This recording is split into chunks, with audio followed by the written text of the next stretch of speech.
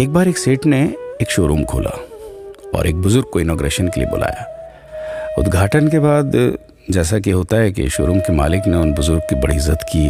बड़ी इज्जत अफजाई करने के बाद उनको बताया कि देखिए, यहाँ पे 21,000 चीज़ें हैं इस शोरूम में बेचने के लिए। इसमें से आपको जो भी चाहिए, जितनी चाहिए आप ले लीजिए। बुजुर्ग हंसे और बोले कि इनमें से एक भी चीज़ मुझे जीने के लिए ज़रूरी नहीं लगती। मुझे तो इस बात का ताज्जुब होता है, आश्चर्य होता है कि इंसान इन सभी गैर ज़रूरी चीज़ों का इस्तेमाल करता कहाँ है। अब देखिए, एयर फ्रेशनर के बिना किसकी सांस रुक गई? फेस वॉश का इस्तेमाल नहीं किया तो कौन काला हो गया? होम थिएटर लाकर कितने लोग कलाकार बन गए?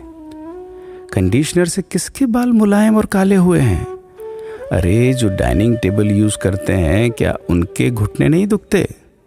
थोड़ा दिमाग पर जोर डालकर याद कीजिए कि हैंड वॉश के बिना आपके किस दादा के पेट में कीड़े हो गए थे। अगर हम डीओ मारकर निकलते हैं तो क्या लोग हमें सूंघने आते हैं?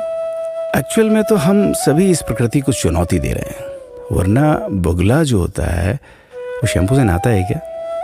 मोर अपने रंगों को संवारने या बचाने के लिए कौन सा कंडीशनर या फेस वॉश इस्तेमाल करता है?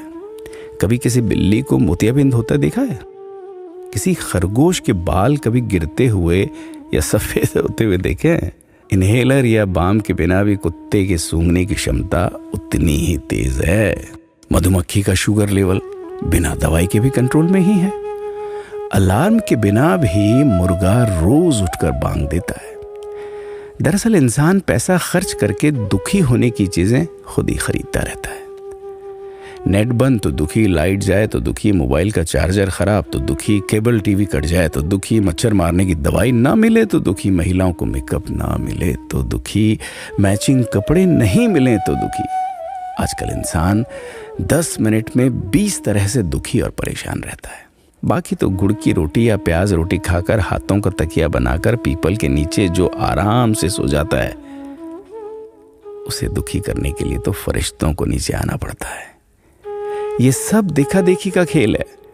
सच तो यह है कि सुखी रहने के लिए बहुत कम खर्चा होता है, लेकिन दूसरों को दिखाने में कि मैं कितना सुखी हूं, इसी में बहुत ज्यादा खर्चा होता है। जैसे जैसे सुविधाएं बढ़ रही हैं, दुखी होने के रास्ते भी खुलते जा रहे हैं। अगर आपको ये सब सच लगता है तो लोगों को जागृत कीजिए और फिजूल खर्च से बचाइए।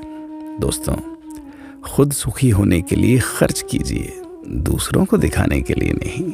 हाँ, लेकिन अपना ख्याल रखिएगा।